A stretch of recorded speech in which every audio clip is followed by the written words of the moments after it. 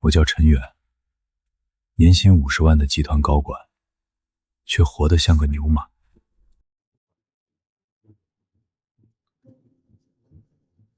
前阵子，老家爷爷留下的老宅拆迁，补偿款到账2800万。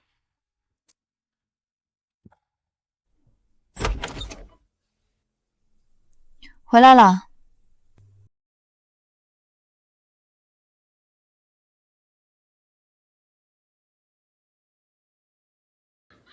老公，我弟看中了华同小区一套2居室，定金交了8万，现在还差96万，你看看我们还拿得出多少钱？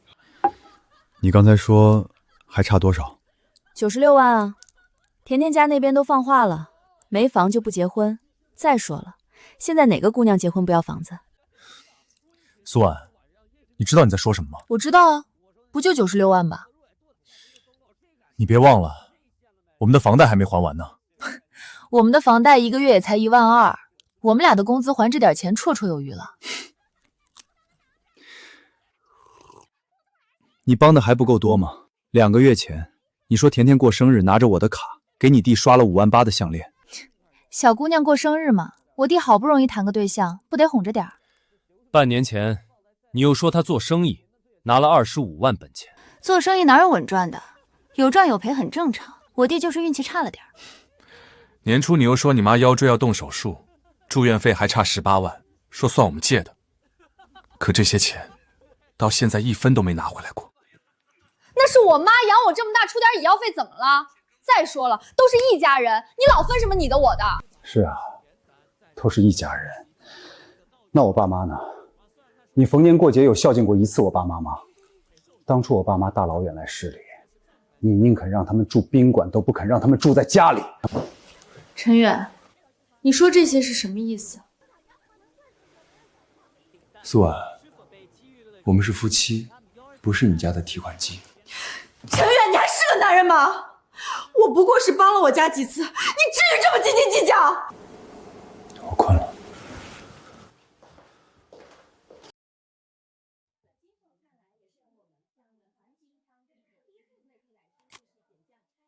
2800万，苏婉，我倒要看看你嫁给我的到底是我这个人，还是我能赚钱的本事。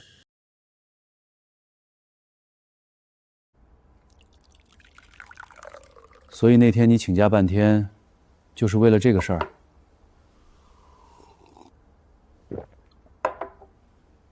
对，那天就是去城南旧改征收办公室签字。拆迁不是好事吗？按理说你该高兴才对。补偿多少钱？2800万。2800万倒也还……等等，什么？2800万？我操！你别逗我。没逗你，钱昨天刚到账。你是真该死啊！2000多万，这可不是小数目。你打算怎么办？告诉苏婉吗？你又不是不知道我家什么情况。也是，你丈母娘那个人，还有你那个小舅子，简直就是个无底洞。那你现在准备怎么办？赵磊，我想试一次。你想试什么？我想看看，要是我什么都没有了，他会怎么选。阿远，你要知道，人性可经不起考验，更何况你们还是夫妻。可我就是想知道答案。万一答案不是你想要的呢？要是那样，我也只能自认倒霉。行吧。需要我做什么？你是公司的人事主管，我需要你帮我弄一封裁员通知。我打算跟他说被公司裁了。这个简单，只是你准备什么时候跟苏婉开口？今晚。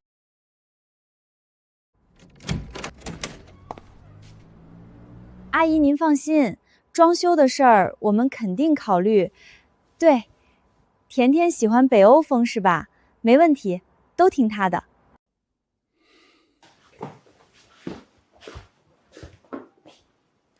甜甜他妈打来的，说96万不够，还得加装修费，全屋翻新加家具家电，至少还要30万。所以现在一共要多少装修2家一边出一半就是10万，加上之前的定金，一共111万。111万，苏婉，我们拿什么凑？我已经算过了，110万我们还是能凑齐的。我们先把能取的存款取了，信用卡套一部分，要是还不够的话，再找双方朋友借点，应该就差不多了。借？你弟结婚，我们掏空斗底还不够，还想让我们出去借钱？借点钱怎么了？我就这一个弟弟，难不成看着他打刮棍？你有没有想过，万一以后我们生病了、出意外了，手里连救命的钱都没有怎么办？呸呸呸！你胡说八道什么？能出什么意外？陈远，你现在怎么变得这么胆小怕事？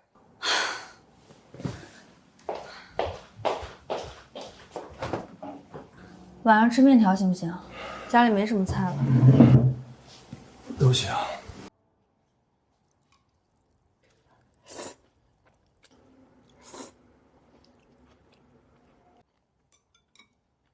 怎么不吃？面都坨了。苏婉，我有个事儿得跟你说。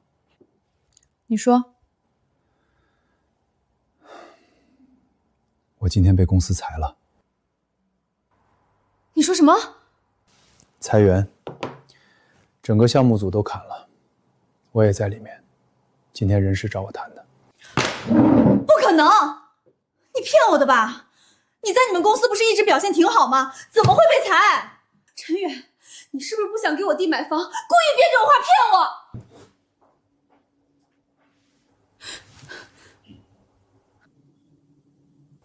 怎么会这样？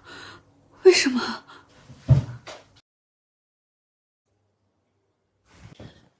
苏婉，你什么意思？妈，我们这边暂时遇上困难了。困难？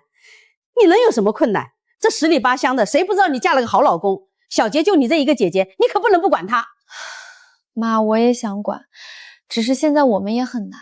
苏婉，你这是翅膀硬了是吧？你家陈远可是公司高管，一年收入大几十万的人，别以为我不知道。我告诉你，你弟这门婚事要是因为钱的事黄了，你以后也别回这个家了。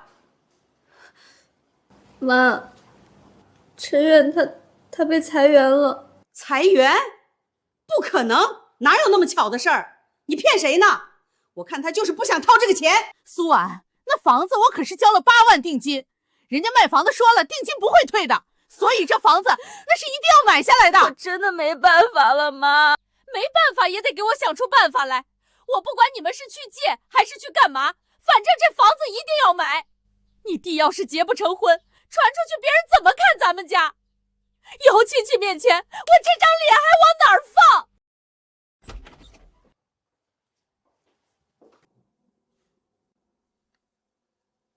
回来了。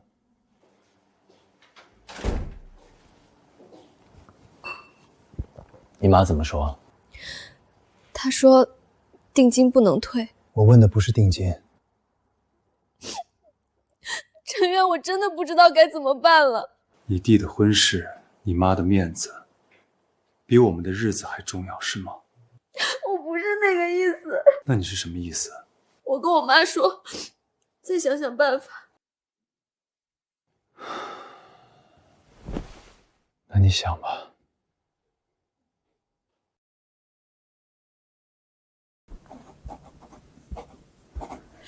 这张卡里有72000，72000，这笔理财明天到账12万。你弟那边呢？先放一放。但是定金8万，你刚刚说先放一放。我知道，可定金是不退的，8万块总不能就这么白扔了吧？所以你的意思是，这笔钱还是得想办法补上？我不是这个意思。那你是什么意思？你到底还管不管我了？甜甜他妈都发话了，这个月底之前房子不到位，婚事就算完了。小杰，我不是不管你，是我现在也困难。知不知道我为这对象花了多少钱？你要真给我搅黄了，我跟你没完。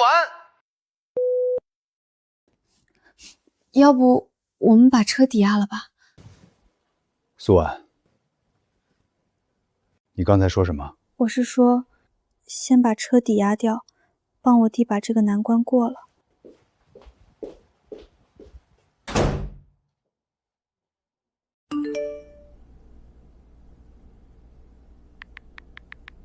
他让我把车抵押了，把钱腾出来给他弟买房。他疯了吧？你打算怎么办？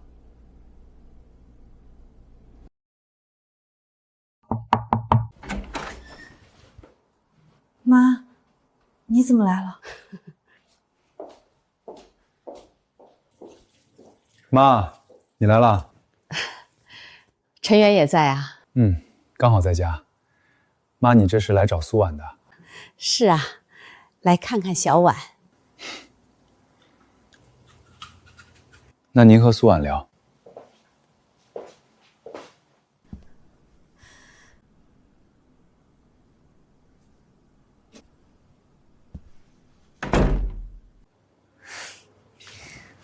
妈，你怎么来了？婉婉，妈想过了，你弟这婚事真不能再拖了。咱老刘家就小杰一根独苗，可不能断了后啊。妈，我真的没办法了。你也知道我1个月工资就那么点儿，哪有钱？陈远这么多年肯定存下了不少钱，你让陈远那边先拿出来给你弟应应急。妈，那是他的。什么你的他的？你们是两口子，他的钱不就是你的钱？再说了，你弟又不是不还，等他把婚一结，日子一安顿下来，挣了钱自然就还你们了。他上次那25万还没还。你这说的是什么话？那是你亲弟弟，你跟他还算这么亲？婉婉，妈就问你一句，你是不是不想管这个家了？不是的，妈，我不是这个意思。那你就按妈说的办，让陈远先拿100万出来，剩下的你弟那边再想办法凑一凑。妈，你让我怎么开这个口？怎么就开不了这个口？难道你不是他老婆了吗？可是陈远已经失业了，他存下的钱还要还房贷和要家里日常开销，这笔钱要撑着我们过接下来的日子。苏婉，你这话什么意思？难道小杰的婚事在你眼里就一点都不重要？小婉，你要是连这点忙都不帮，以后你就别认我这个妈了。老公，要不你帮帮我弟弟吧？怎么帮？这些年你也存了不少钱。苏婉，这么多年了，难道还帮的不够多吗？可是没什么好可是的。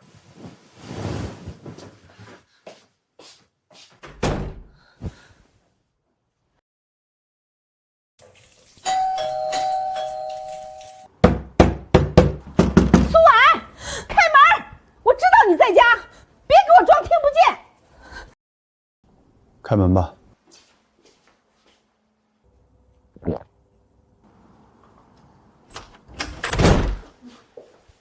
苏婉，你现在连我的话也不听了是吧？妈，不是什么不是？你弟的婚事你就这么不上心，你还是不是他亲姐？你自己看，婚宴酒店的定金2万，房子那边又是8万，整整10万块。你今天要是不管，这10万就全打水漂了。姐，我跟你说实话，甜甜那边已经发话了，这个月底房子要是不到位，他妈立马就让他去相亲。我都26了，再拖下去，还有谁愿意嫁给我？妈，我也想帮啊，可是我真的没办法。你没办法？难道陈远还没办法吗？妈，我是存了点钱，但那钱是我们接下来的房贷和生活费，这钱不能动。陈远，你少跟我来这套，什么房贷费、生活费，有小杰的婚事重要吗？就是，我爸走得早，我妈一个人把我们姐弟俩拉扯多不容易，我姐帮衬我一下怎么了？苏姐，你26了，你结婚买房自己掏过1分钱吗？关你什么事儿？你管得着吗？婉婉，妈就指着你了，你是妈唯一的女儿，你不帮苏杰，谁还能帮她？你再好好想想办法，这是咱们苏家的大喜事儿，不能黄啊！你弟这辈子能不能成家，就看你这个当姐的了。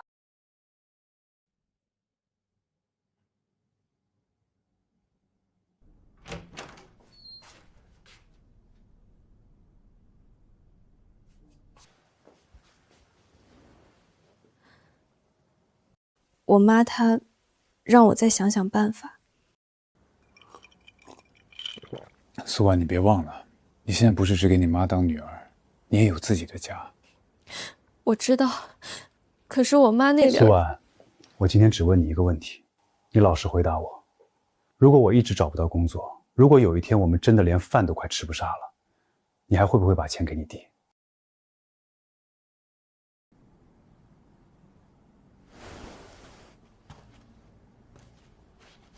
我存的钱，我也不会花在外面，那都是这个家往后能不能撑下去的命。我真的不知道该怎么办了。我不想对不起你，我也不想不管我妈。他不是不知道怎么选，他只是7年都在这么选，选着选着就成了习惯。擦擦脸。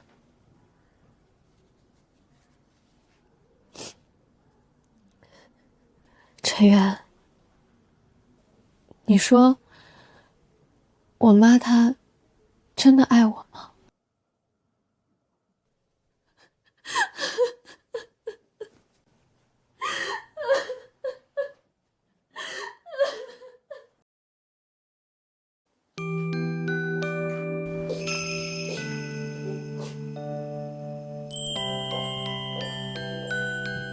吃早饭吧。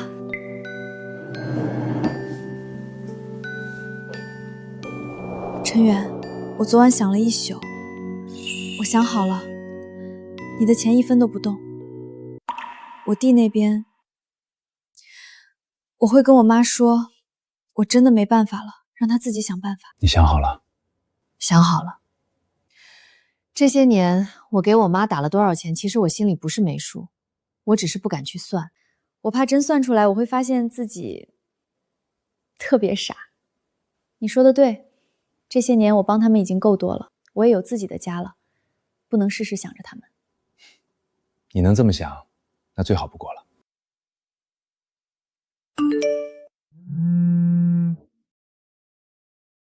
你要是拿不出买房的钱，那以后你就别想再回这个家认我这个妈了。原来，在他心里，我就是一个钱罐子。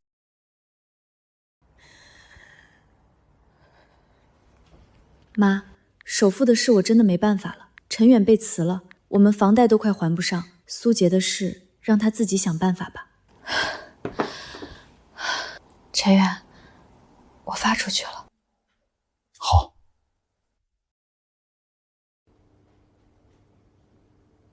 他怎么还不回我？以前我给他发消息，他都是秒回的。因为他生气了。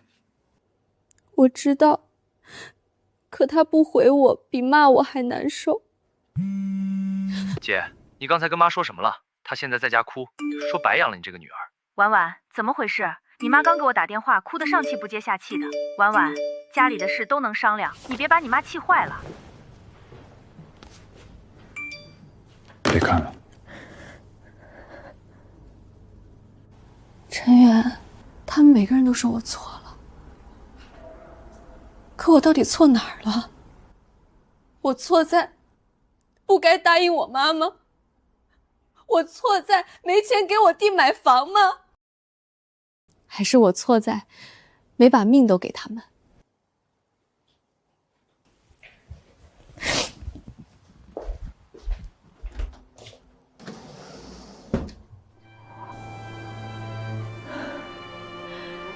以前每次我妈骂我，我都会哭一晚上。第二天起来，我还会主动给她打电话，跟她道歉。可这次，陈远，我不想再跟我妈道歉了。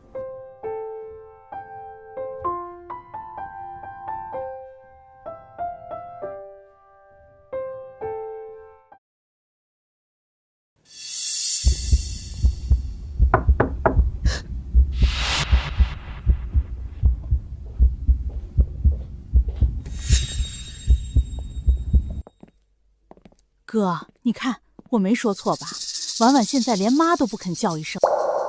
哼，小陈，今天我们过来找婉婉说点事儿，你先回避一下。大舅，婉婉是我的老婆，你们说什么事情是我不能听的吗？哥，你看到了吧？他眼里根本没有我们这些长辈。姐，我们今天不是来吵架的，彩礼单、婚宴合同、定金收据全在这儿。婉婉，你爸走得早，苏家就剩你弟这一根独苗，他要是连个家都成不了，你让你妈以后怎么合眼？婉婉，妈以前是急了点，说话重了点，可妈是为这个家呀。你是姐姐，你现在日子过好了，拉你弟一把，有那么难吗？大舅，房钱的事儿，我2天前已经跟我妈说清楚了，我没办法。今天，当着你们所有人的面，我还是这句话。谁的钱都不是大风刮来的。苏婉是女儿，是姐姐，但她不是苏杰的提款机。姐，你真要这么绝？苏杰，你26了，你的人生不能每一步都让我买单。我们下午还有事儿，就不留各位吃饭了。苏婉，你今天这话，妈记住了。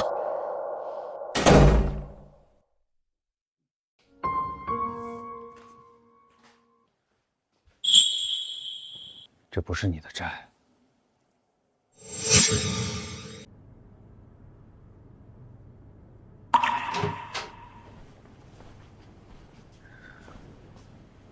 我给你看个东西。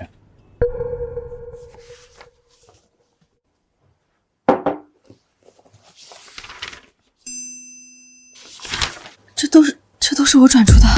7年，你给娘家转账、垫钱、刷卡、借款，一共83万6千。多少？83万6千。我们这套房子首付也不过这么多。婉婉，你给出去的钱够再买一个家。我怎么会花这么多？每次明明都只是一点点。一点点最可怕，因为你每次都觉得还能忍。我妈每次都说很急，说苏姐等钱用，说这事儿拖不得，说我不帮就是没良心。我真的从来没敢算过。陈远，你是不是一直都在忍我？我不是忍你，我是等你有一天能亲眼看清，你妈生你养你是恩情，但恩情不是一张无限透支的卡，人情可以还，债也可以还，可不能用你一辈子的日子去还。我想再看一遍。好。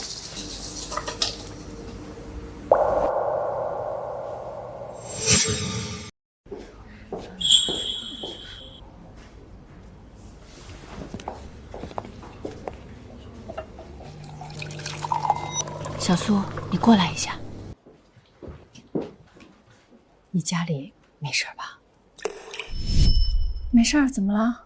昨天你二姨给我打电话，她问你在公司是不是不敢说话，是不是在家受委屈？她还说什么了？她说你老公不让你跟家里联系，反正什么话都有，说的有鼻子有眼的。张姐没有的事儿，我很好，我家陈元对我也很好。那就好，真有事儿一定跟姐说。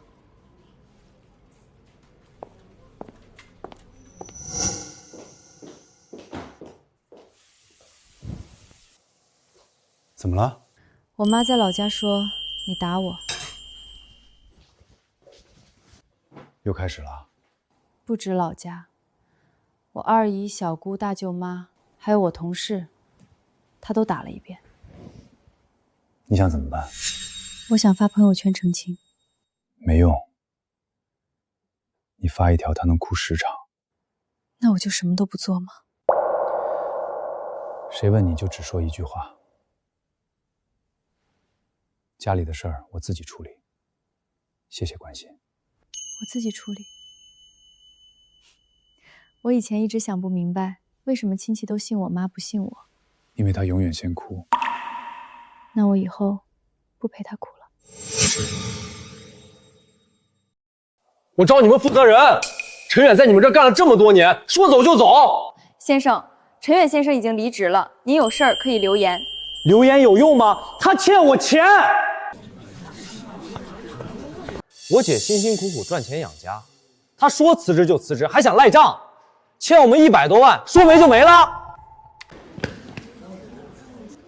大家看看啊，我来替我姐讨公道，他们直接叫保安，有钱人欺负人就是这么欺负的。先生，请你马上离开，你这属于扰乱办公秩序。我怕你们啊。如果你非要这样，那就是寻衅滋事了，那我们只能报警处理了。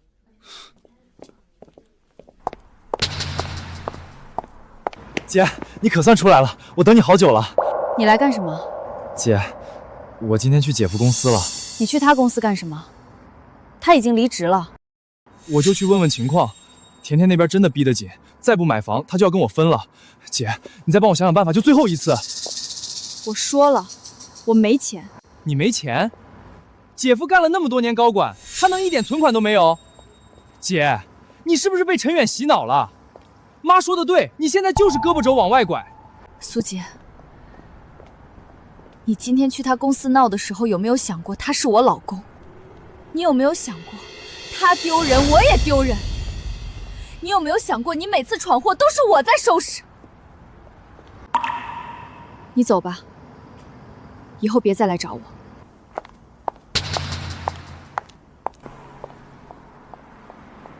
苏婉，你别后悔。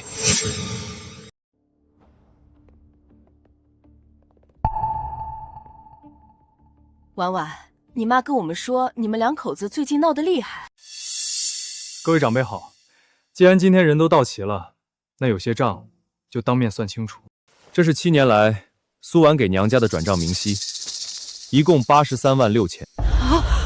哎呦，这么多！哼，女儿孝敬妈，有什么好算的？这是苏杰年初拿走的25万，对外说做生意，实际上谁知道拿去干什么去了？你胡说！胡不胡说你自己心里清楚，反正钱给你了，但是现在花没了，就这么简单。不管花了多少，那也是我女儿愿意的。她嫁到你们陈家，连挣的钱都不能管她亲妈啦。妈，苏婉挣的每一分钱我没拦过，但我们每个月房贷1万2，生活费5000，我们不是金矿，我们也要活。桂芬，这事儿确实说不过去。你说什么？80多万，搁谁家都不是小数目。苏杰24了，该自己立起来了。你们都不向着我，行，你们不帮我是吧？等我真完了，你们可别后悔。刘桂芬，你给我下来！亲家母，你怎么来了？上楼坐，咱们有话好好说。不用了，我今天是来退婚的。这好好的，怎么说退就退？好好的，你儿子在外面欠了一屁股债，你当我们家不知道？我们甜甜嫁过去是过日子的，不是给她还债的。阿姨，那都是别人乱说的，我没有。你骗别人行，别骗我。彩礼礼金我已经让甜甜她爸退回去了，以后两家别联系。妈，怎么办啊？都怪你姐，她要是早点拿钱，什么事都没有。什么人啊？这是看什么看？看什么看？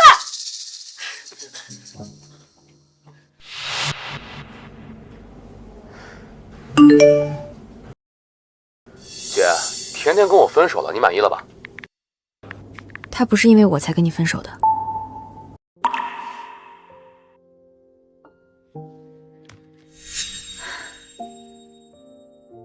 也好。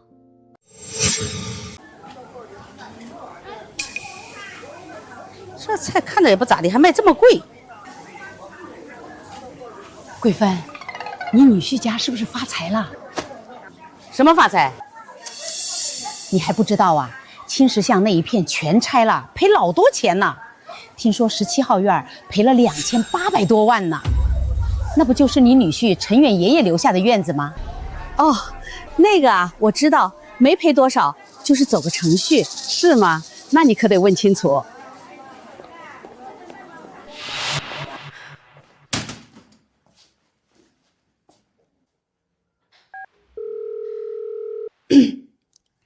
小陈啊，是妈，没什么事儿，就想问问你和婉婉最近好不好？挺好的。工作也别太着急，慢慢找。年轻人嘛，哪有过不去的坎儿？对了，小陈，妈听人说你爷爷那套老房子好像赶上拆迁了。是有这么回事儿。那赔了多少啊？产权还有争议，流程没走来，赔不赔、赔多少都说不准。这样啊，没事儿，慢慢来。周末妈请你们吃饭，带上婉婉，咱们一家人好好聚聚。好啊。看来老宅拆迁的事情还是暴露了，不过也好，我正好看看你葫芦里到底卖的是什么药。姐夫来了。不对劲，我妈从来不会这样。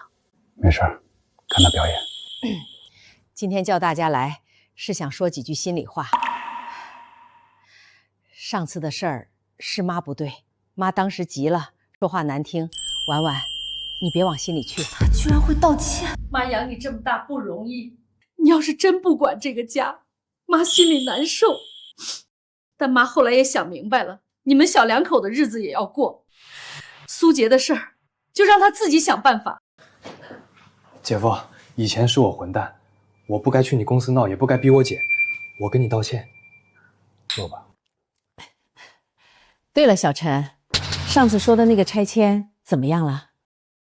还在走流程，有结果了会跟婉婉商量。对，当然是你们小两口商量，妈不惦记。不过苏杰这婚事儿确实也是个坎。甜甜那边虽然退了，但孩子总得成家。小陈啊，你要是手头哪天宽裕了，多少帮衬一点。妈，我现在没工作，手头不宽裕。没事，以后再说。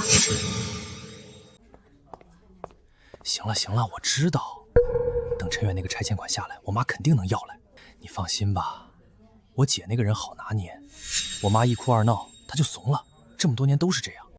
这次她要是不拿钱，我妈就天天去她公司闹，亲戚轮番打电话，看她能撑多久。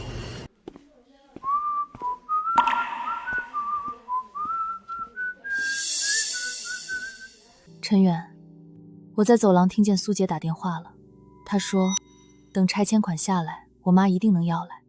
他说我妈去我公司闹，是为了逼我拿钱。他说我好拿捏，好拿捏。你是不是早就知道？那你为什么不告诉我？因为我告诉你不会信。你说的对，以前谁跟我说我都不会信。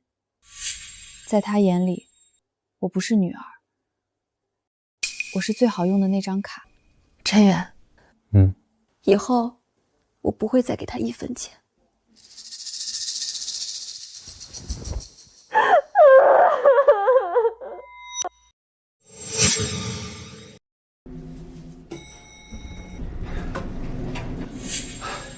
小苏，买菜回来了。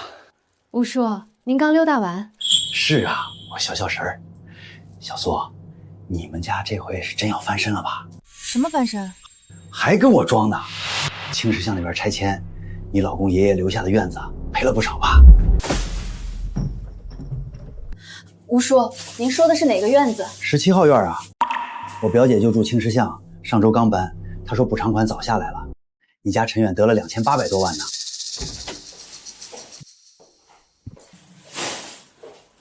怎么了？青石巷拆迁到账了2800多万，这件事是不是真的？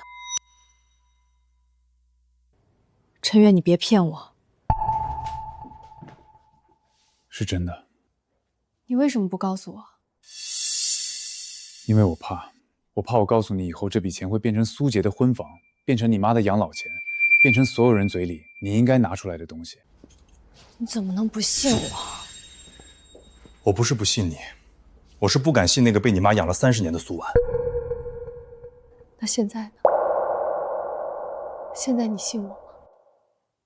从你说再也不给他1分钱那天起，我就信了。陈远，那我能不能先申请一笔钱？我想先把我们的房贷还清了。批准。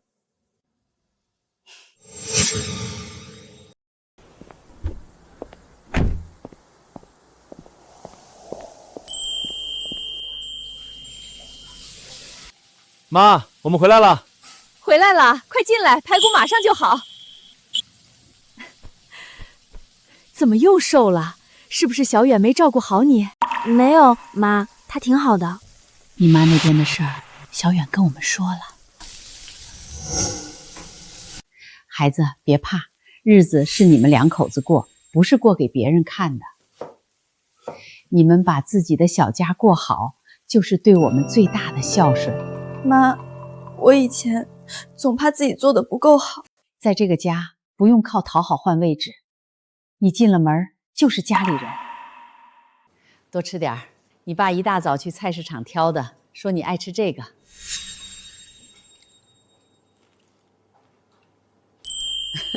哭什么？排骨太咸啦？不是，很好吃。好吃就好，以后有空就回来，妈给你们做。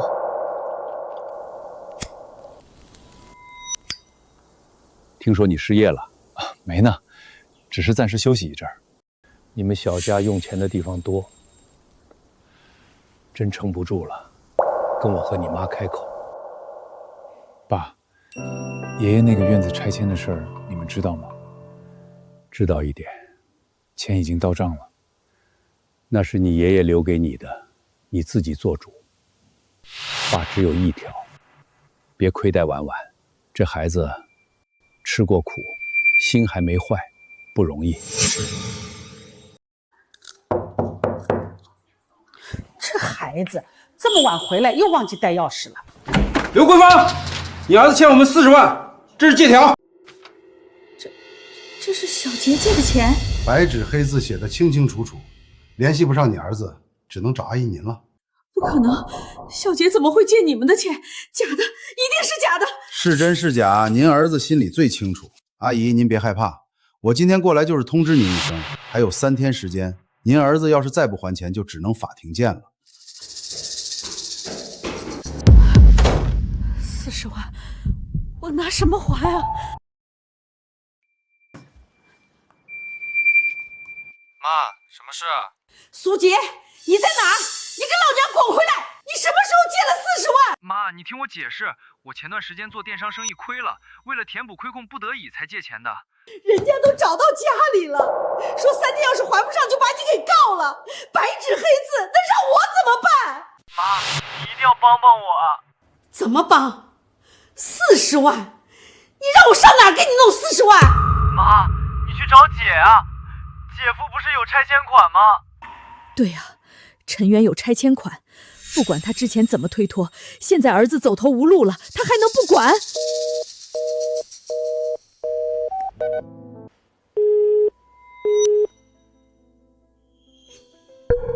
好，你不管，我就让全天下都知道你们见死不救。婉婉，妈求你了，妈求你了，救救你弟吧！你弟欠了40万，人家说再不还钱就要把他送进去啊！你爸走得早，妈一个人把你们姐弟俩拉扯大，他要是出事，我也不活了。婉婉，你是他亲姐呀，你不能见死不救。各位街坊，既然大家都在，我也把话说清楚。这7年，我老婆苏婉给娘家拿了83万6千，她弟3个月前拿走25万，说做生意，实际全拿去赌博。现在这40万，也是苏杰自己欠下的，跟我们这个小家没有关系。80多万，这不就是吸血吗？哪有这么当妈的，把女儿往死里扎？你少装穷！你拆迁款2800多万，你有钱不拿出来，你就是见死不救！对，我有2800多万，但那是我爷爷留给我的，我有权决定怎么花，我不会拿1分钱去填苏杰欠下的窟窿。苏婉，你说话！妈，苏杰欠的债让他自己还，我不会还。走吧，再晚电影赶不上了。苏婉，你没良心！我这是造了什么孽啊！他刚才哭了。他不是为了你哭的。我知道。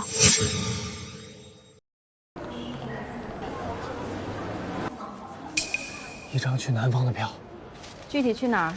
越远越好。今天的，立刻能走的。220。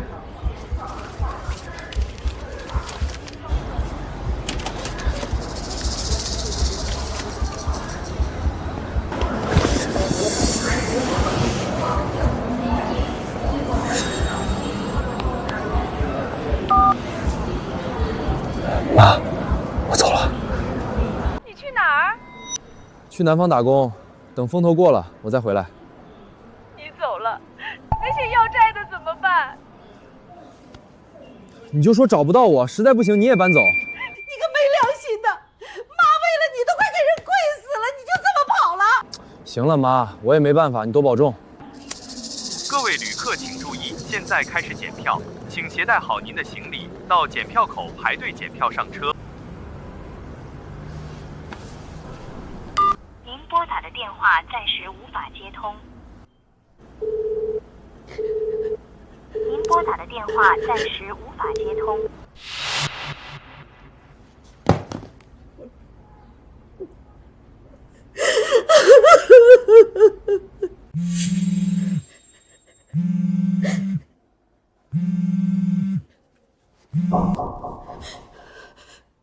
刘贵芬是吧？你儿子欠的40万，什么时候还？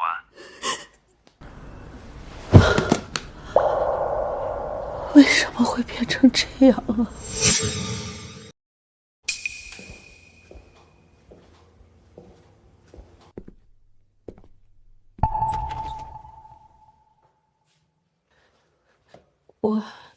我实在没地方去了。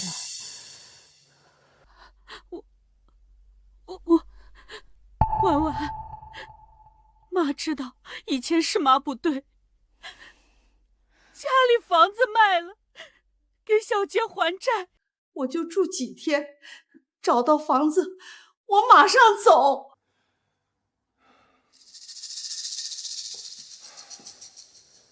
妈，我不能让你住进来，不是我不想帮你，是因为你住进来就不会走了。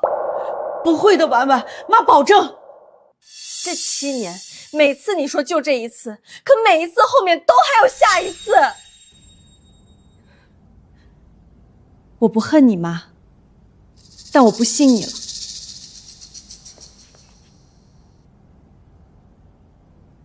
行，妈知道了。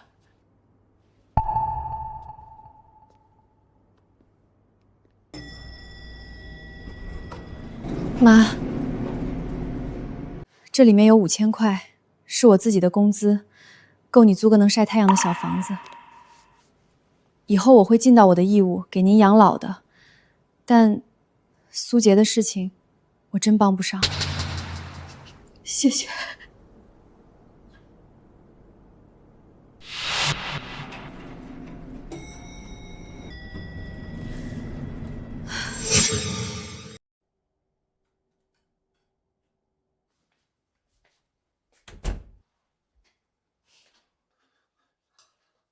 哟，陈总，深夜不睡觉，这是在炸厨房吗？瞎说什么？我这是在煮红糖鸡蛋。赵磊说他媳妇加班回来就吃这个，补气血。陈总，你做的黑暗料理能吃吗？虽然说卖相不太行，但理论上还是能吃的。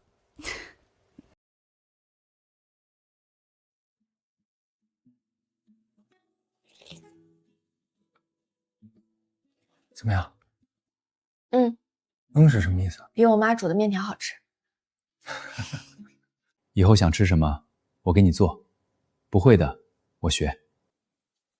陈远，你以前怎么没学过做饭？以前你也没说过想吃什么。那是因为我不敢说。以后我敢了。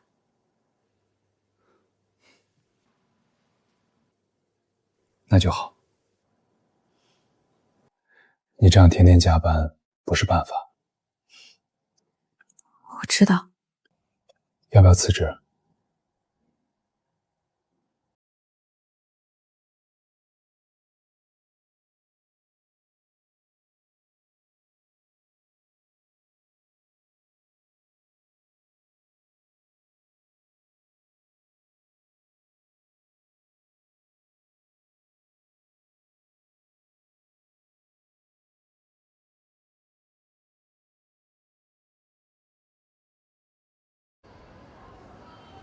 婉婉给的5000块，付完租金和押金，现在已经见底儿了。为什么会这样？小杰跑了，房子卖了，以后我还能指望谁？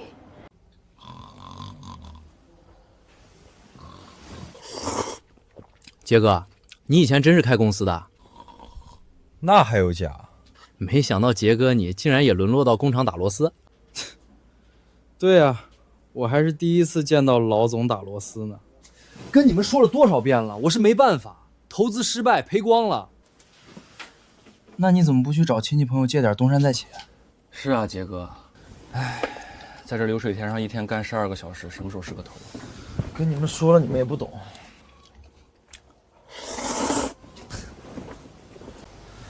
要不是外面欠着债，谁会愿意离家出走？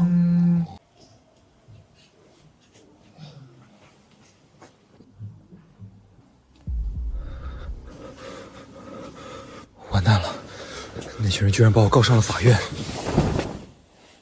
我在工厂这边有身份备案，到时候他们肯定会通过警察找到我的下落的。不行，我不能坐以待毙。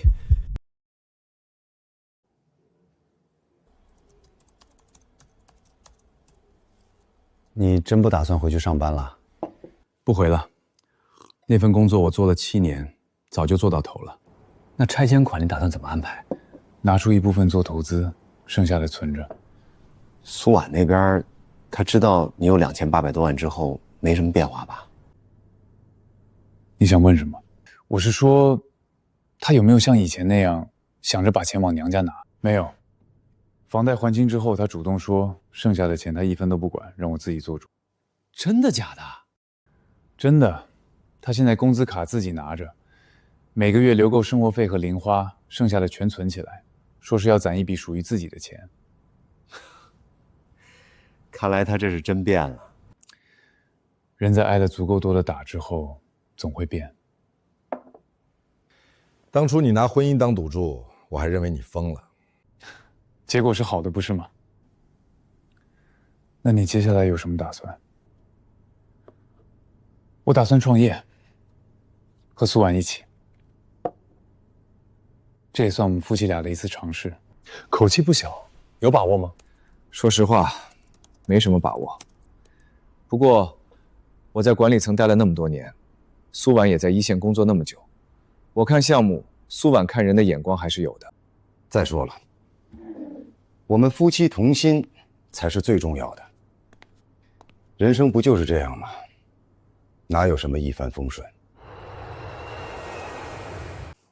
有钱人的底气就是不一样。这和有钱没钱没关系，主要是能和苏婉在一起，这就值了。陈总，你这肉麻的情话还是回去和苏婉说吧，我可不会感动。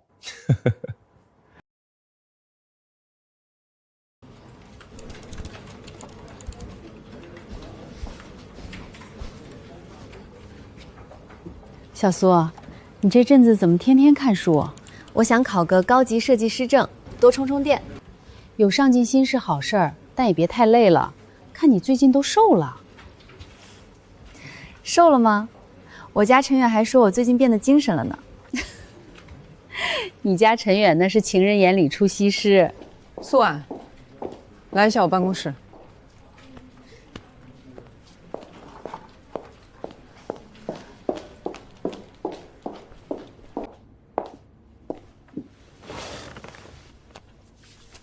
下个月公司要竞标一个大客户的设计项目。我看了你最近交的几个方案，进步很大。你有没有兴趣加入竞标小组？我？对，就是你。你最近的设计方案思路比以前开阔了很多，细节处理也更成熟了。我觉得你可以试试。这个项目如果拿下来，项目组成员年底统一发绩效奖金，表现突出的优先提职级。谢谢李总，我愿意试试。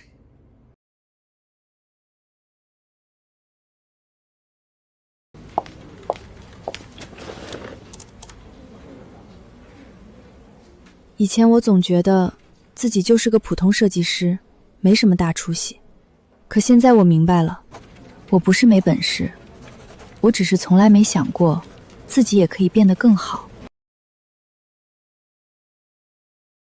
刚才客户那边来了反馈，我们的方案他们很满意，但还有一个细节需要优化。李总，关于那个配色的问题，我有一个新的想法。什么想法？苏婉，你上来讲一下。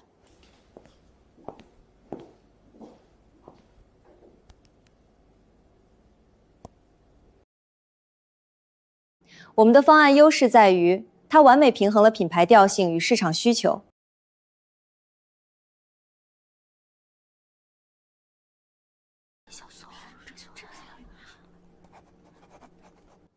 等一下，苏婉，这个方案不用改了，你直接把原文件发给客户对接人，标书里配色部分全部换成这一版。全部？全部。客户之前说他们想要年轻化又不失格调的感觉，你这个方案正好对上，做得很好。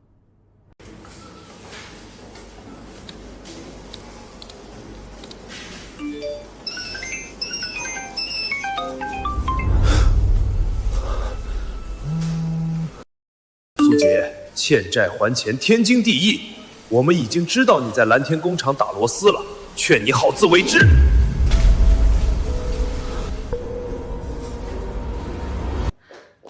小苏，你刚才讲的那个方案太绝了，你知道吗？李总在会上很少直接定方案不改的。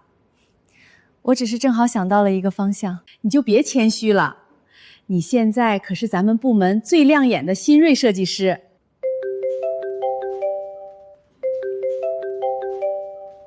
张姐，我先失陪一下。小苏，有事你去忙吧。姐，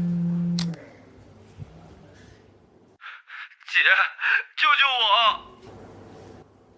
你又怎么了？姐，我现在身无分文，在工厂里累死累活，还没有几个钱，实在干不下去了。你借我2万块钱吧，不然我……钱，永远只有钱。以前我是伏地魔，是娘家的提款机。现在，我只想做我自己。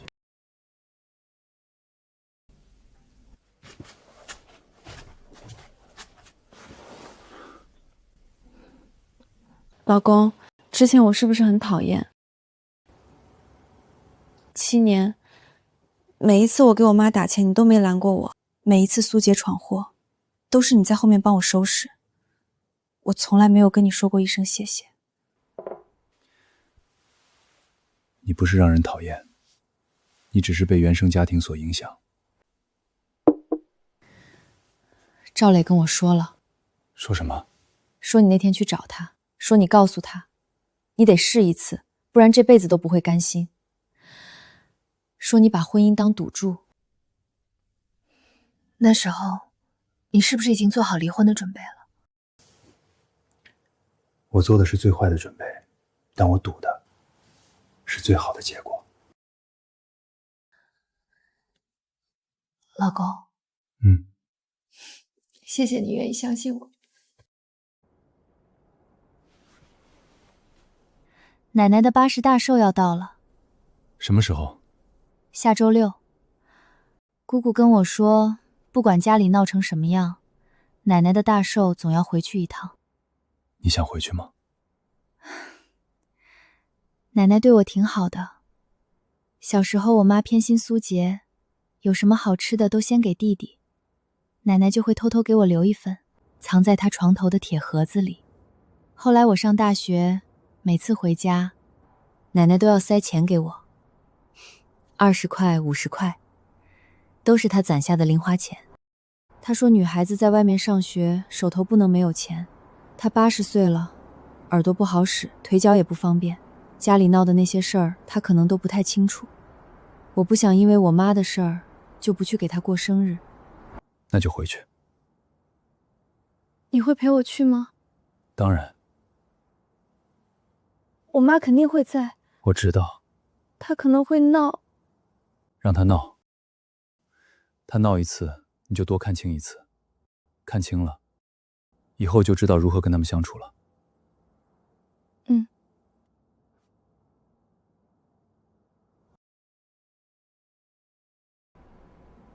我这边筛选了3个比较靠谱的项目，一个是做跨境电商的，一个是做在线教育的，还有一个是做智能家居的，团队背景都不错，估值也合理。先约智能家居这个团队的创始人见一面，另外，跨境电商那个也约一下。行，我来安排。听说你们周6要去给苏婉奶奶过80大寿，你消息倒是灵通。别忘了，我老婆跟苏婉家可是同一个地方的。陈远，你做好准备，你丈母娘可不是个省油的灯，她要是当着所有亲戚的面闹，你们打算怎么办？苏婉已经不是以前的苏婉了，他妈闹一次，他就多一分清醒。以前他怕丢人，现在他不怕了。我只是怕他心软。你是怕苏婉看他妈日子过得惨，又忍不住伸手？从小到大的习惯不可能几个月就彻底改掉。他现在做得很好，但那是他妈还没有真正走到山穷水尽那一步。你觉得周6寿宴上他妈会装惨？不只是装惨，他会把所有的错都推到我和苏婉头上。他会当着所有亲戚的面说我们见死不救，说我们有了钱就翻脸不认人。他会用奶奶的寿宴当舞台，演一场他这辈子最用力的苦情戏。那你们还去？去，不仅去，还要大大方方的去。他演他的，我们看戏。妈，粥凉的差不多了，您趁热喝。美琴，你跟我说实话。什么实话？桂芬和婉婉母女是不是闹翻了？妈，您怎么突然问这个？你以为我老糊涂了？上回桂芬来，眼睛肿得跟核桃似的，她跟我说婉婉不认她了。还有小杰，3个月没来看我了。妈，这事儿说来话长，那就慢慢说。我耳朵不好，你大点声。桂芬这7年陆陆续续从婉婉手里拿走了80多万。婉婉那个小家的房贷、生活费、车贷全靠她老公一个人扛着。前阵子苏杰要结婚，桂芬让婉婉再掏100多万给她买婚房。婉婉老公刚好被裁员了，实在拿不出来，桂芬就让苏杰去她公司闹，还到处跟亲戚说婉婉不孝。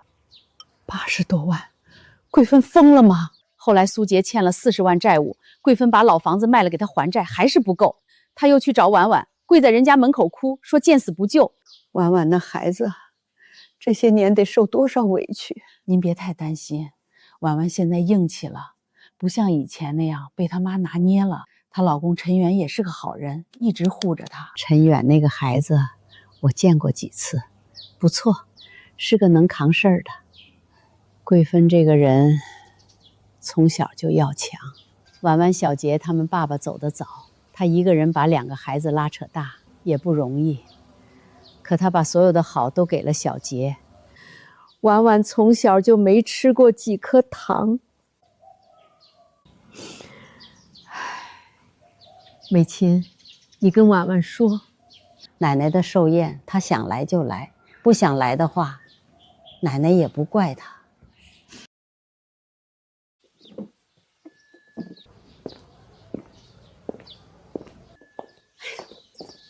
婉婉来了，小陈也来了。大姑好，奶奶呢？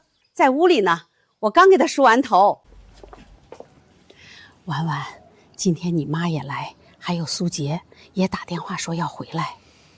你妈说今天是奶奶的大寿，一家人不管有什么矛盾都先放下。我跟她说了，不能闹。她能不闹吗？我跟她说了，要是今天她再闹，以后这个家没人再向着她。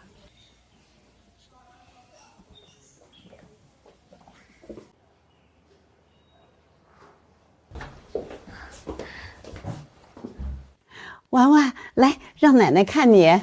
奶奶，我来看您了，祝您80岁生日快乐，健康长寿。瘦了，比上回见你瘦了1圈。没瘦，是您太久没见我了。拿着，奶奶给你的。奶奶，我有钱，您自己留着花。拿着，奶奶的钱不给你给谁？奶奶，您攒这些钱得攒多久？别哭，今天是奶奶的好日子，不能哭。奶奶，祝您福如东海，寿比南山。这是给您买的一点东西，不成敬意。好，好，这孩子懂事儿。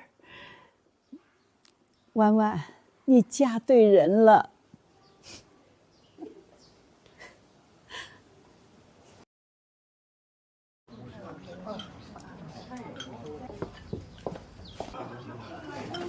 奶奶，您来了。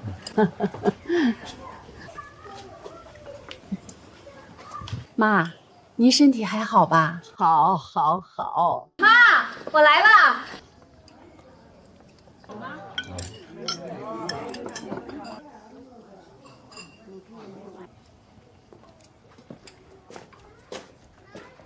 今天是我妈80大寿，老人家不容易，风风雨雨一辈子，把我们兄弟姐妹拉扯大。今天大家能来，就是给老太太面子。来，大家一起敬老太太一杯。婉婉，好几年没见你了，听说你最近工作做得不错。表婶好，还行，刚进了公司的竞标小组。那挺好，听说你们还打算买新房子。可不是嘛，人家现在是有钱人了，看不上我这个丈母娘了。妈，有些话不是这样说的。您提到这个话题了，我也说两句。这几个月，我们家发生了很多事儿，不过最重要的是，还是妈和苏杰，让我和苏婉出100多万给苏杰买婚房。妈，您说是不是？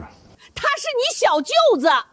对，他是我小舅子，可他也是个成年人。他的婚事为什么要当姐姐的全款买单？陈远，你差不多得了！今天奶奶过生日，你非要闹是不是？苏杰，是你先闹的。妈刚才那句话是什么意思？你听不出来？苏婉，在你眼里还有我这个妈妈？妈，我就问你一件事：苏杰欠的那些钱，你是不是把老房子卖了还不够还？你少在这里教训我！我养你30年，你现在嫁了有钱人就忘了本儿。你们有2000多万的拆迁款，拿100万出来能怎样？桂芬，你刚才说婉婉有多少钱？你是不是想说她有钱就必须给你？那我问你，她这些年给了你多少？80多万，对吧？在座的各位都听听，80多万够买一套市里的房子了。桂芬拿这些钱全填了小杰的窟窿。可当初桂芬怎么对陈远的？骂他没出息，说他女儿可以嫁更好的。现在知道陈远有拆迁款了，又换了张脸。桂芬，你这样还配做一个妈妈吗？今天是我的寿宴，你要是再闹，以后别进这个门。小杰，你也老大不小了，奶这辈子最看不起的就是自己不争气，只会伸手跟别人要钱的男人。你要是还认我这个奶奶，就把自己欠的债还清，别让你妈替你扛。好了，该说的说完了，吃菜。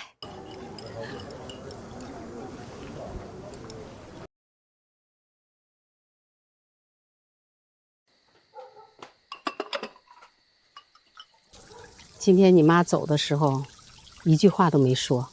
她大概没想到，奶奶会当着所有人的面说她。你奶奶疼你，她这一辈子从来没在这么多人面前说过重话，今天是第一次。婉婉，你妈这个人，大姑不说她坏话，但你得知道，有些人，你越是对她好，她越觉得理所当然；你越让步，她越得寸进尺。大姑，我知道。奶奶今天把话说到这个份上，你妈以后应该不会再闹了。但你还是要守住底线，守住底线，才能守住你自己的日子。大姑，谢谢你。你爸要是还在，看到你今天这样，他会高兴的。小陈，奶奶跟你说几句话。奶奶您说。婉婉这孩子命苦，他妈偏心，他弟不争气，他从小到大没人教过他怎么保护自己。谢谢你护着他。奶奶，我是她丈夫，这是应该的。没有什么是应该的，夫妻之间不是谁欠谁的。你愿意护他，是因为你心里有他；他愿意改，是因为他心里也有你。往后你们的路还长，会有孩子，会有新的难处，但只要你们一条心，什么坎都能过去。奶奶，我记住了。奶奶，我们得走了。带着，这是奶奶的嫁妆，你妈结婚的时候我都没给，今天给你。奶奶，您自己留着。傻孩子，奶奶的东西不给你们给谁？好好过日子，奶奶等你明年抱个大胖小子来看我。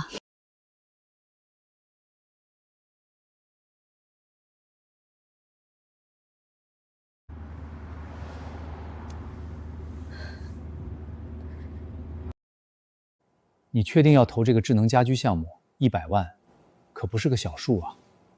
我看了他们3年的销售数据，产品复购率30%，用户差评率不到2%。创始人是做技术出身，脚踏实地，不画大饼。行，既然你做了决定，我全力配合。对了，跨境电商那个项目你还见吗？见，2个方向都看看，分散风险。各位，今天我要宣布一个好消息，我们公司成功中标了。客户那边特别表扬了我们的配色方案，说非常符合他们的品牌定位。这个方案的主要负责人是苏婉，大家给他鼓鼓掌。另外，根据公司规定，本次竞标成功的项目组成员每人发放绩效奖金2万元，苏婉额外奖励1万元作为方案突出贡献奖。小苏太厉害了，连续2个项目都拿奖，按这个势头，年底升职肯定有你。张姐，您别夸我了，我压力大。这可不是夸你，是实话。你最近半年进步太快了，我们都看在眼里。以前我总觉得升职加薪是别人的事儿，跟我没关系。现在才知道，原来只要不被那些乱七八糟的事儿拖着，我也可以做到。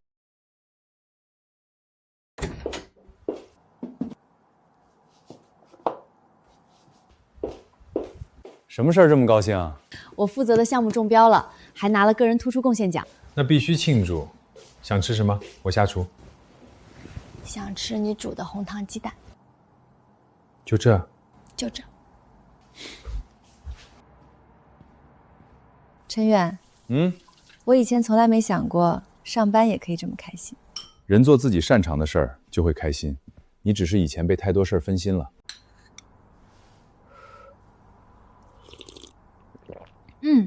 今天的比上次好吃，说明我有进步。我们都在进步。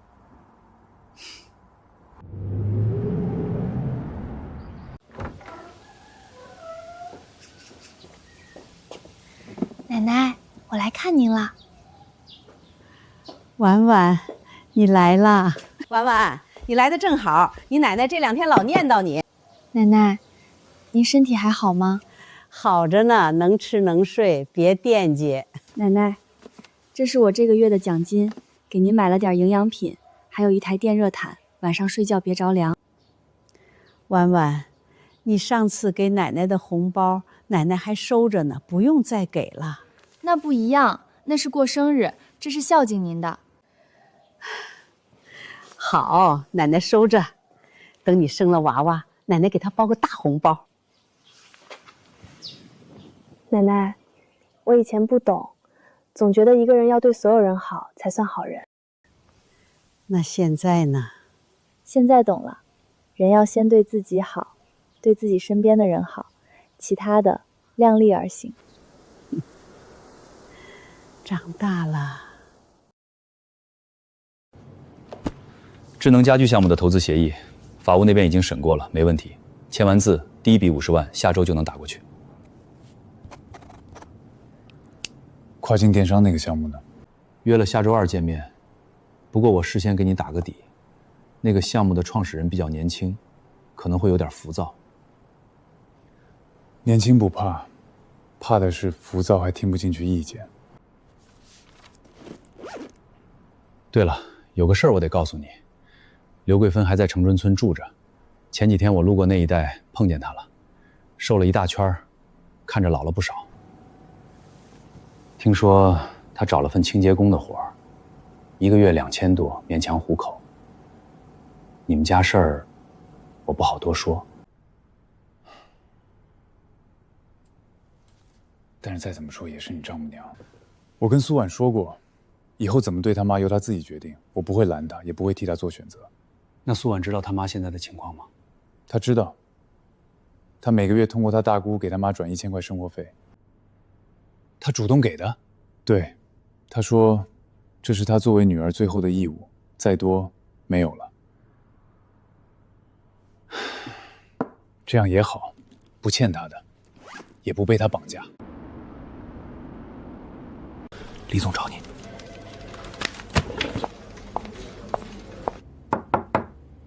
进来。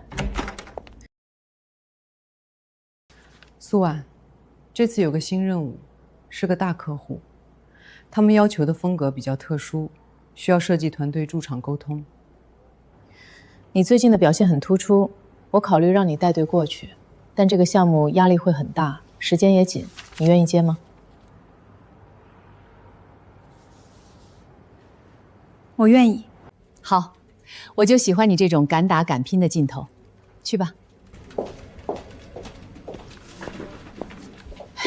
小苏，那个驻场项目可不好做，听说上回小王去驻场，天天加班到半夜，人都瘦脱相了。张姐，我可以的。好。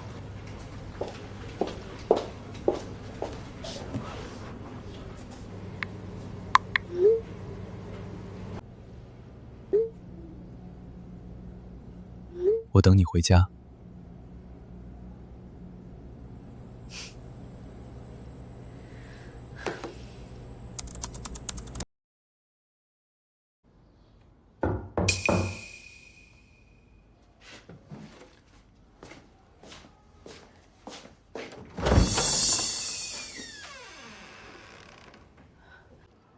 哥，你怎么来了？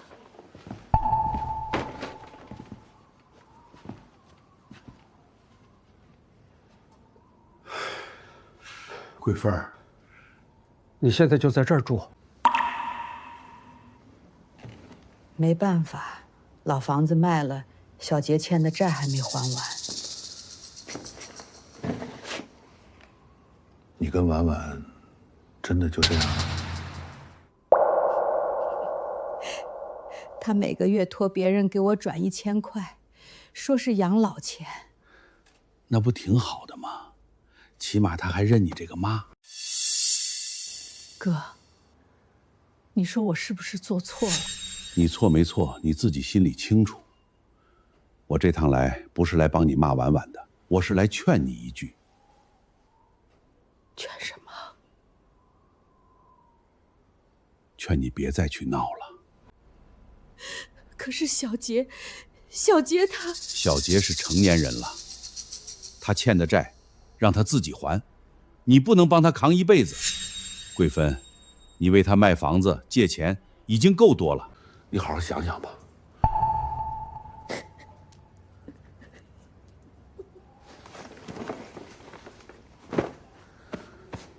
我先走了。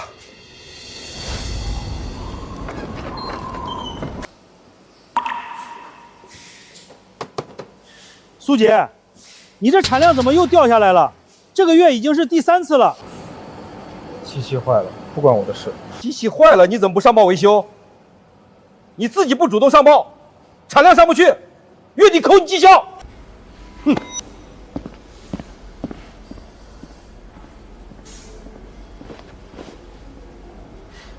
不行，我不能再找他。上次在奶奶寿宴上，他已经把话说绝了。可是不找他，我这点工资什么时候才能还清债？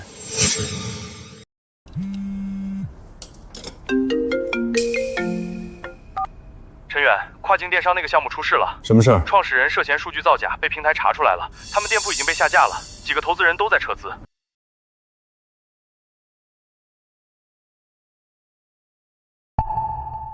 我们还没投吧？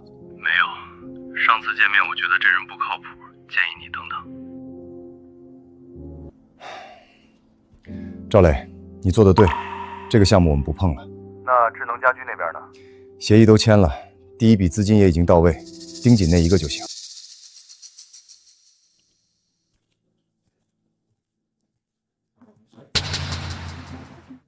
谁的电话？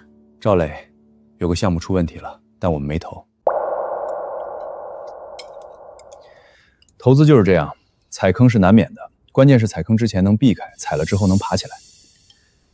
那你现在什么感觉？庆幸。庆幸什么？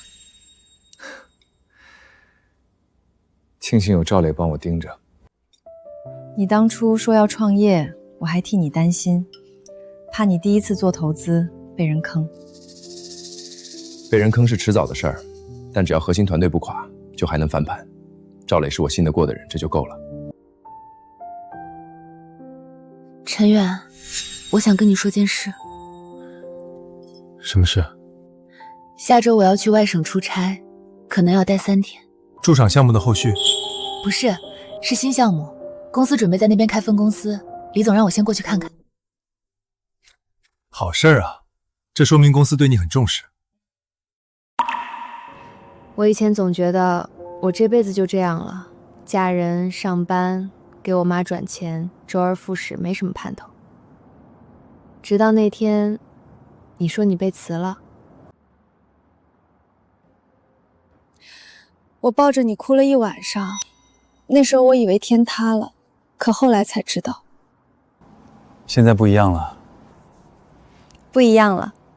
我还敢跟奶奶说，明年带个大胖小子去看他。那我们共同努力。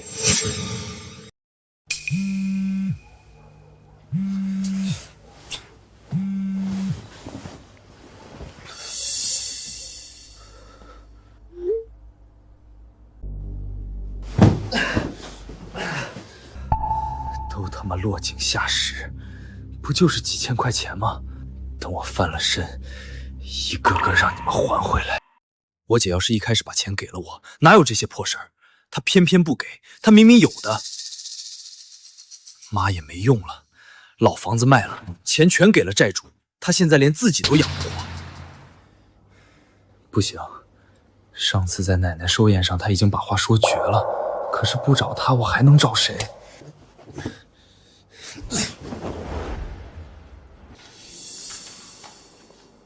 苏杰，你这个月的考勤记录自己看过吗？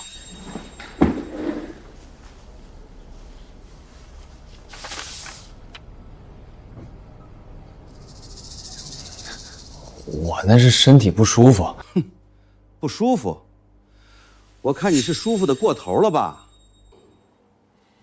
还有产量，连续3个月全车间垫底，按常理规定，只能跟你解除劳动合同。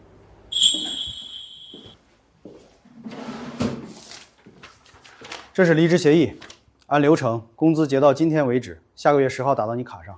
你们凭什么？我在这干了3个月，说开就开。凭你连续3个月不合格，凭你旷工3天，按公司规定视为自动离职，够不够？你们等着！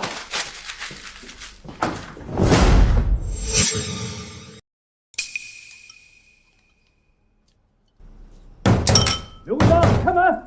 别给老子装不在，你屋里灯亮着。老太太，我们也不想为难你，但你儿子借的钱总得还吧？这都拖了多久了？刘阿姨，好久不见，最近过得还行？你们又来干什么？你儿子苏杰欠的钱拖了快这么久了，搬家了都不通知我们一声，害得我们好找。我没钱，我真的没钱。没钱？刘阿姨，你儿子苏杰可是写了保证书的，还不上，家属连带。我不知道，他没跟我说，我不知道。刘阿姨，我们也不是不讲道理的人，你就跟我们说说你儿子在哪儿，我们去找他，不来烦你。我不知道他去哪里了，电话也打不通。你是他妈妈，你不知道？刘阿姨，麻烦你通知苏杰一下，这个钱是他借的，他赖不掉的。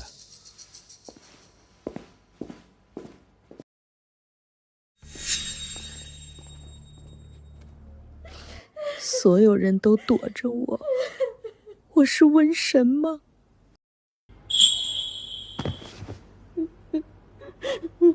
婉婉她有钱，她老公有钱，2800多万，拿个零头就能救她弟弟的命，她凭什么不拿？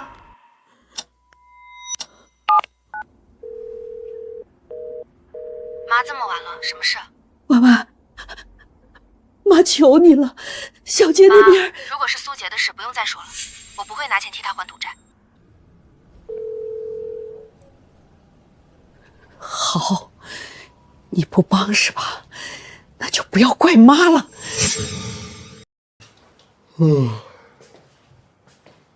怎么起这么早？我妈昨晚给我打电话了，凌晨3点。又为了苏杰？她说求我了，以前是理直气壮的要钱，这次是真的在求。她说讨债的找到她住的地方了。你怎么回的？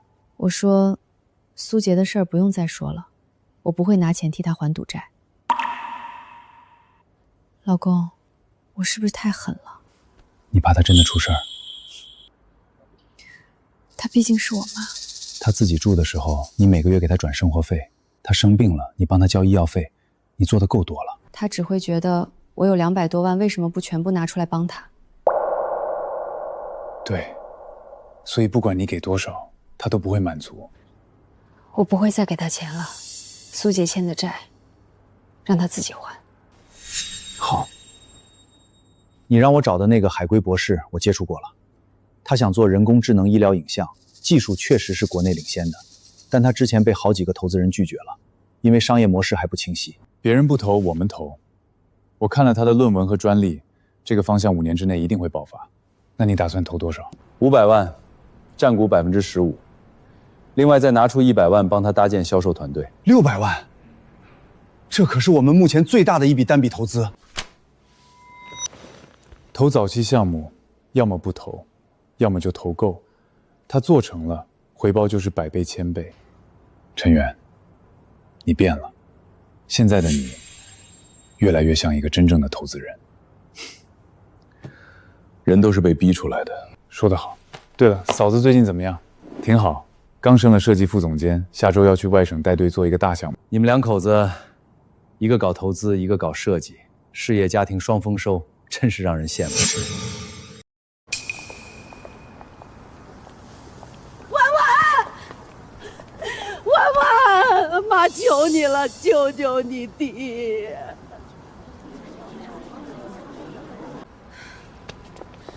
妈，这是公司门口，你能不能不要在这里闹？你电话不接，门不让我进，你是不是要逼死你亲妈，你才甘心？婉婉，妈妈给你跪下了，妈求你了，你老公有拆迁款，拿一点出来救你弟弟，就那么难吗？妈，你起来。就是你跪我也还是那句话，苏杰欠的钱，我不会拿1分钱替他还。好，好得很。大家看看，这就是我养了30年的好女儿，亲弟弟快被人打死了，她都不管，这种人还配做人吗？各位同事，既然我妈今天当着大家的面把家丑扬出来，那我也不怕说清楚。这7年，我给我妈和我弟拿了80多万，我弟拿这些钱去赌博，欠了高利贷。我妈把老家的房子卖了替他还债，还不够，现在要我拿钱继续填这个无底洞。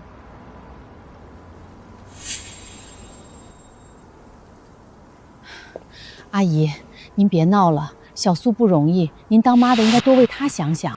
苏婉，你记住你今天说的话，你别后悔。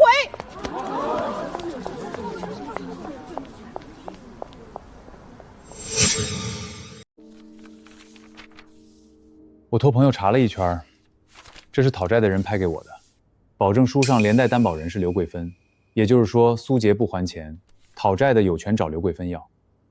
他没跟我说过。另外还有7、8笔小额的欠工友的钱，欠前同事的钱，欠棋牌室的钱，几百到几千不等，加起来大概2万多。苏婉，我不是吓你，苏杰这个窟窿是填不满的。赵磊，谢谢你，这些资料我能带走吗？当然。本次方案围绕品牌年轻化核心，从视觉升级、成本控制、落谢周期3个维度做了完整规划，完全匹配你们的上线需求。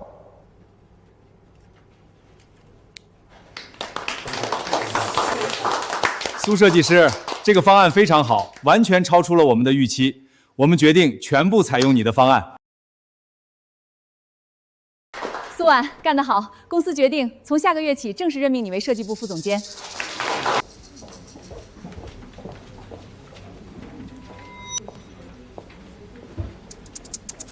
小苏，太厉害了！副总监，你这升职速度快赶上火箭了。张姐，您别夸张了，我可不是夸张。现在看你站在台上给客户讲方案，那气场、那自信，和之前简直判若两人。到底发生了什么？也没什么，就是终于明白了一件事儿。什么事儿？以前我把所有的精力都耗在了那些无底洞上，现在我把那些精力收回来，放在自己身上，效果立竿见影。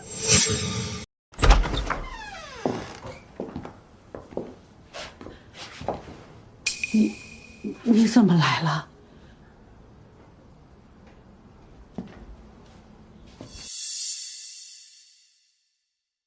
这是我请人查的，苏杰所有的债务明细，不算已经还了的，还有大大小小11笔，总共35万8千。还有这个，苏杰在保证书上写你的名字，写你是连带担保生。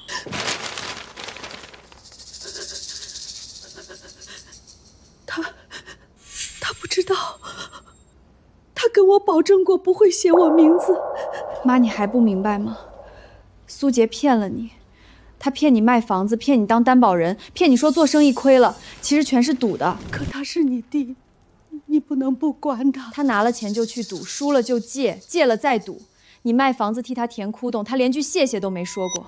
妈，我今天来不是来气你的，我可以不追究以前那些钱，但我不会再出1分钱替他还债。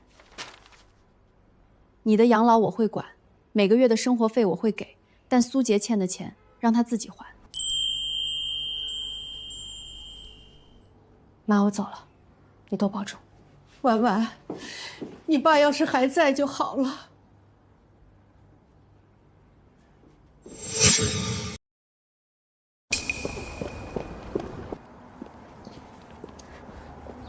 姐，你可算来了，我等你好久了。你来干什么？姐，我想跟你谈谈，上次奶奶寿宴上是我太冲动了，我跟你道歉。姐，你再帮我一次，就最后一次。苏杰，你知道你现在欠了多少吗？35万8千，你还写了妈的连带担保，讨债的天天去找她。你知道妈现在住在什么地方吗？城中村，她1个月挣2000多块，连房租都交不起。你跟我说这些干什么？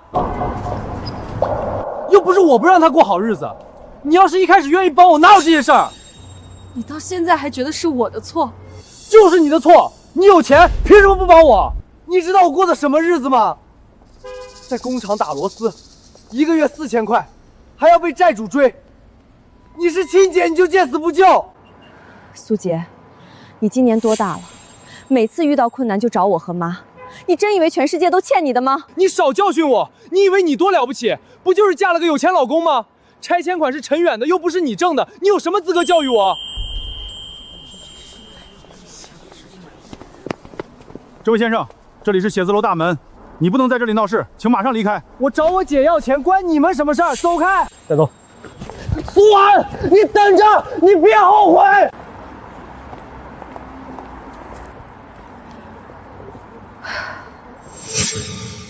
我们的算法可以把医学影像的识别准确率提升到97%，比目前市面上最好的产品高出4个百分点。4个百分点意味着每100个患者里就能多救4个人的命。技术确实是领先的，但周总，我问你一个直接的问题：你的技术这么强，为什么之前被好几个投资人拒绝了？因为他们都觉得我的商业模式不清晰，医院采购周期长，落地难度大，短期内看不到回报。那你自己觉得呢？我觉得有些事儿不能用短期回报来衡量。我愿意花10年时间把这件事做成，哪怕10年不赚钱。我投你600万，占股15%，但我有一个条件，你必须接受我帮你搭建销售团队，把技术落地到医院。我不催你赚钱，但你不能闭门造车。600万，之前最高的报价是200万，占20%。我给你600万，是因为我不想让你因为钱的事分心，你只管把技术做好，落地的事交给专业的人。陈总，我不会让你失望的。600万，你还真敢投？我刚才注意到了一个细节，他在讲到多救4个人的时候，声音变了。那种人不是为了钱创业的，这种人值得赌。你是越来越有投资大佬的样子了。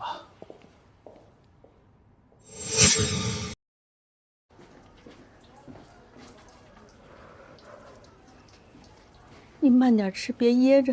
那些人下手也太狠了。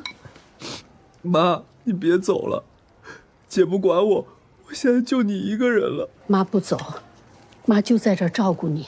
妈，那些人说下周1之前再不还钱就要打断我的腿，妈，我怕。别怕，有妈在呢。我跟你商量个事儿，你搬过来跟我一起住，以后我照顾你。姐那边每个月给您的生活费，再加上我能挣点钱，也能勉强过日子。小杰，你是说真的？真的，妈，以前是我不对，我没好好孝敬您，以后我来照顾您。小杰，你懂事了，妈高兴。3个项目，最有潜力的是 AI 医疗。明年我们的重心要放在 AI 医疗上，智能交居和跨境商图保持稳定增长就行。明白。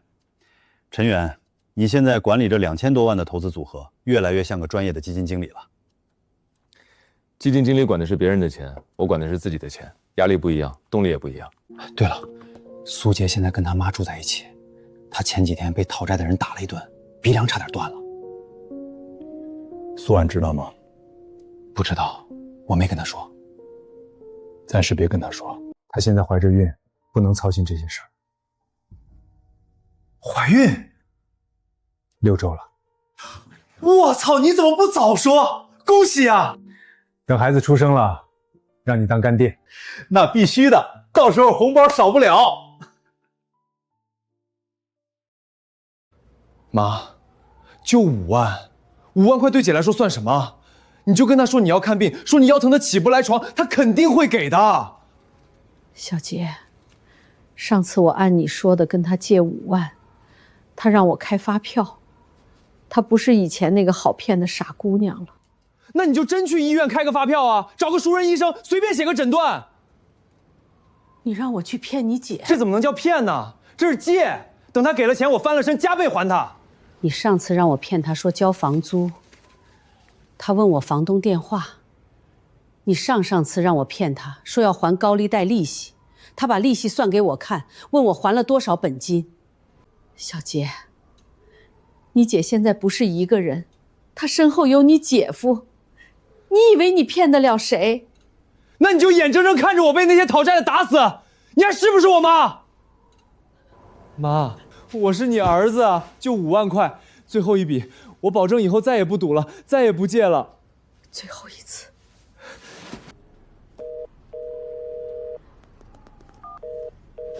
打陈远的，打姐夫的电话。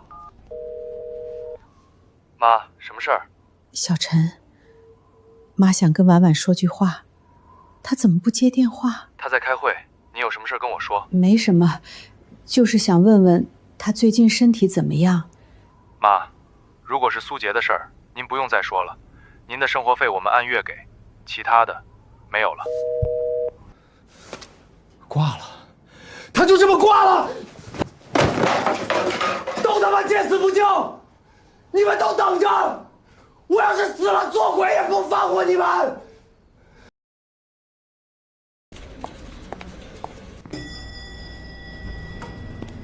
陈总，下周一科技峰会的演讲稿我发你邮箱了。另外，今天的财经新闻头版有我们的专访。标题太夸张了，我们现在管理规模只有几千万，离崛起还差得远。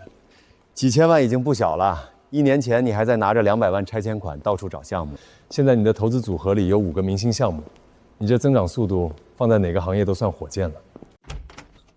上市不是终点，是新的起点。让法务部把智能家居的 IPO 材料再过一遍，确保没有问题。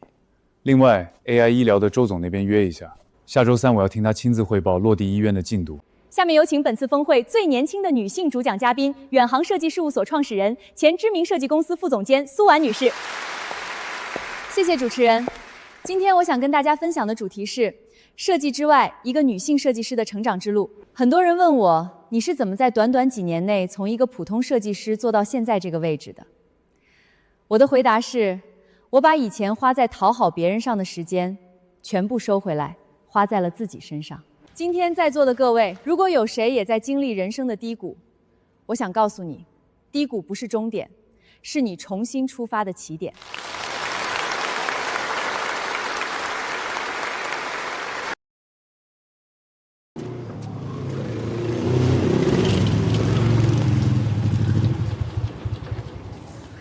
刘阿姨，你来的正好，都拖了这么久了，你儿子今天必须给个说法。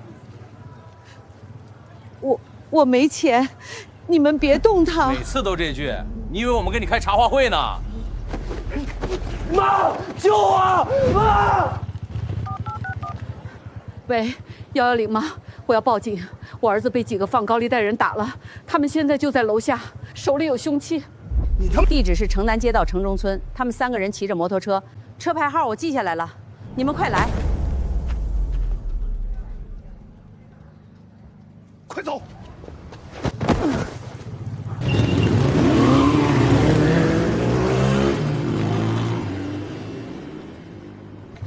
你疯了！你报警干什么？你知不知道他们出来以后会怎么对我？你害死我了！那也比看着你被打死强。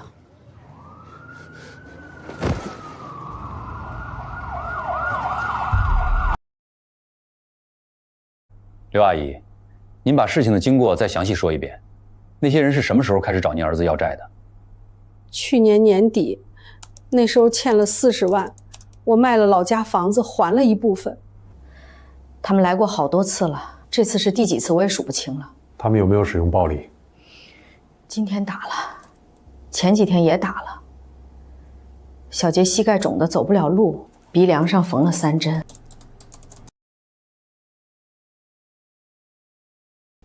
姓名：苏杰。知道自己为什么进来吗？我知道，我欠了高利贷，赌博输的，我还不起了就躲起来了。他们找到我妈，逼我妈替我还。我妈今天报警了，她怕那些人也怕我出事。你妈妈刚才在隔壁说了，她说她知道报警以后在家里可能会被人报复，但她还是报了。你知道为什么吗？你妈说，被抓进去也比被人打死强。她说完这句话就哭了，是为你的不懂事哭。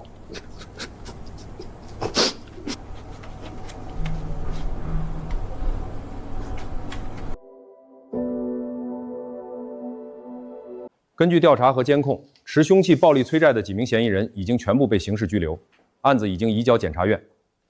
苏杰，你作为被害人，同时也是赌博违法行为的参与者，按治安管理处罚法，检察院也会提取公诉。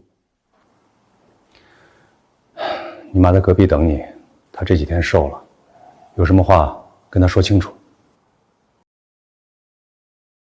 下面有请远航资本创始合伙人陈远先生上台领奖。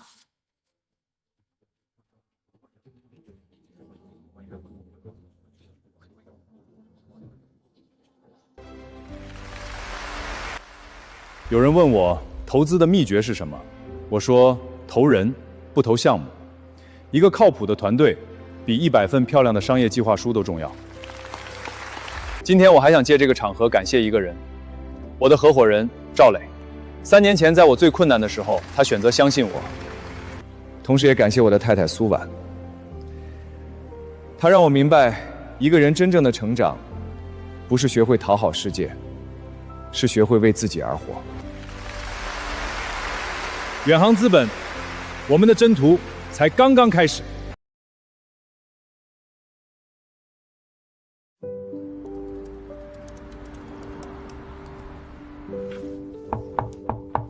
苏总，省博物馆那个城市更新项目的设计定标，我们入围了最后一轮。甲方说您的设计方案是6个入围团队里最有创意的。通知团队成员，今天下午开项目启动会，这个项目一定要拿下。明白。对了，苏总，有人送了花来。敬苏总，敬我们，敬每一个为你自己而活的日子。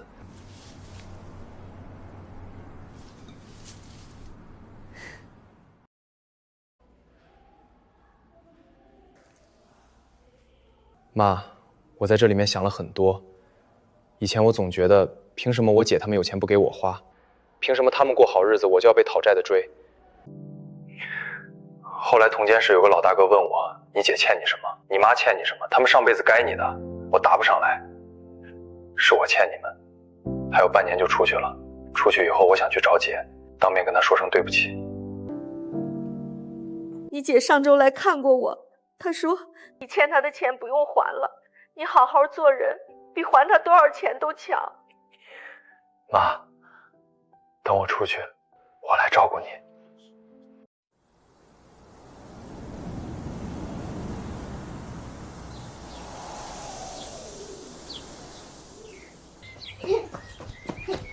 叶安，别跑太快，小心摔着。姑母，蝴蝶飞走了。妈，我来晚了。不晚，坐。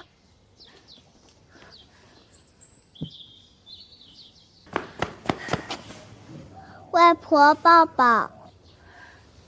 念安又长高了，比上回见高了一大折。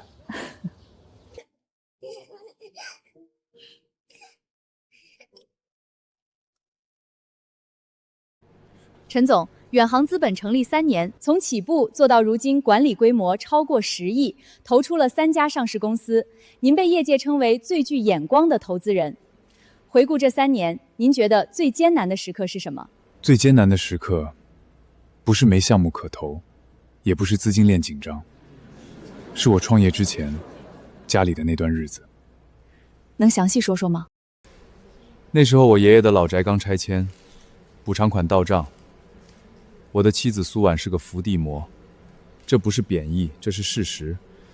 我不知道那笔钱会被填进多少无底洞，所以我选择了隐瞒。我让他以为我被公司辞退了，以为我们家陷入了财务危机。在那种情况下，他的母亲和弟弟依然逼他拿钱，他被逼到了绝境，然后他醒了。后来呢？后来他第一次拒绝了他母亲。再后来，他跟我说以后的日子，他想为自己活。陈总，作为投资人，您最成功的投资是哪一笔？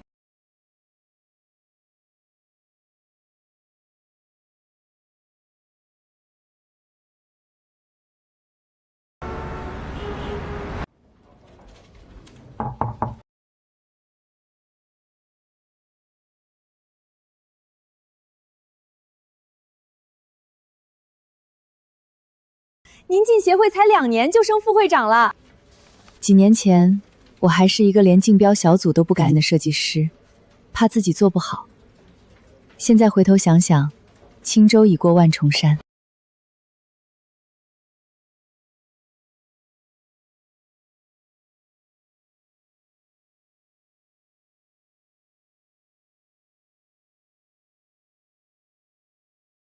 陈远，你还记得5年前那个晚上吗？你说你被裁员了，我抱着你哭了一整夜。记得，第2天你就给你妈打电话了。那时候我以为天塌了，后来才知道天没塌，是你把天撑住了，让我自己抬头看。你后来抬头看得挺好的，国家级设计奖得主，你靠自己一步步走上来的。你当初装穷骗我，我到现在想起来还有点生气。我要不骗你，你怎么会醒？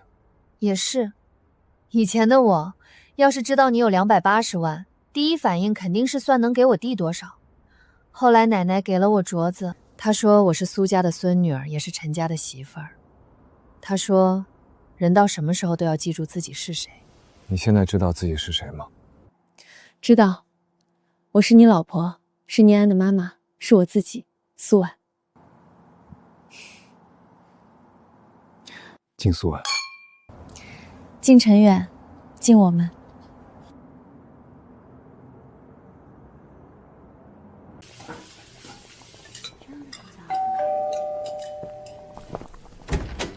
16今年大丰收，给你们摘了送来。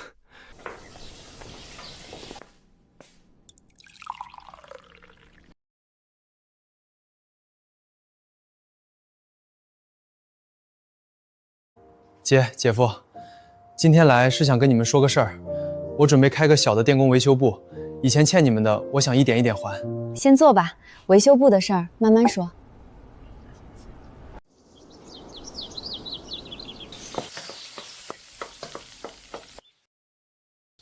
今天不是什么特别的日子，就是想着大家都好久没一起吃饭了。以前我最大的愿望就是全家人能坐在一起吃顿饭，不吵架。今天这个愿望实现了。苏杰，你的维修部下周开业，姐没什么好送的，我让陈远给你准备了份开业红包。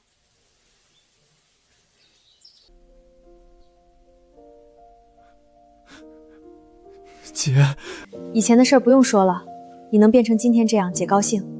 那20万不是给你的，是给妈的，你替她保管，别让她再吃苦。奶奶走了以后，我经常想起她说过的话。她说，人到什么时候都要记住自己是谁。